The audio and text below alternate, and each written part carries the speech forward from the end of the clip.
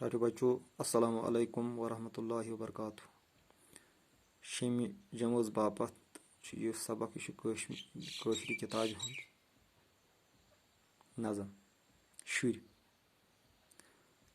बह पर सबक तुम थो ओकुन जोन शुर यार यार चमन चमन बहार कुन मोख्तहार यवक शीर खार पगह खानदार शुर यार यार चमन चमन बहार नज़मि हुंद गोडनिक हिस्स। टाटो बच्चों युस शुर आसान छु यानी तुह सोरे असास तो दौलत सोरे आसन तुही मज यानी यथ कौमस शुर सह कौम आबाद यथ कौमस शुर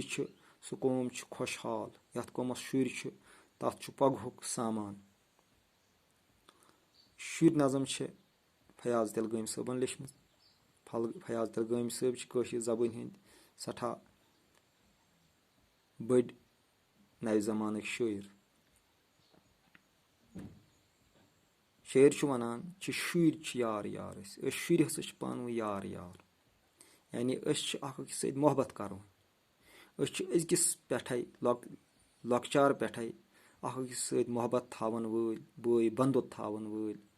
अकिस माय मोहब्बत थावन वल चमन चमन बहार यह सानि कशीर हुंद यह चमन बाग यमिक बहार बहार कम यह आसान सर सब्जी तो शादबी दिवान यह खुशी दिवान यह फरहत दिवान यह तरावत त्रावान मनन मज लिहाजा यथ कौम किस बहारस कौम किस चमनस मज बहार कुन मोख्तहार सारी कुन न अस मज कह लकुट न बोड़ न अस मज कह वपर सारी कुन मोख्तहारिक पे मोख्तहार गर्दन लागान मोख्तहारस मज वारिया फल आसान इकवट तथ दावि मज दविस मज भरित पत् सजावट दिवान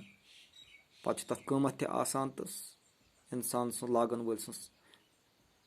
खूबसूरती ते हर्रावान तवे वन ये कुन तेल कौमच खूबसूरती यवक शीर खा ओतर लकट बच पगह खानदार मगर पगह आसो यथ जिंदगी हुंद यह लोह लंगर पकनावन वल सोरे बार अस पे शुर यार यार शुर पान यार यार चमन चमन बहार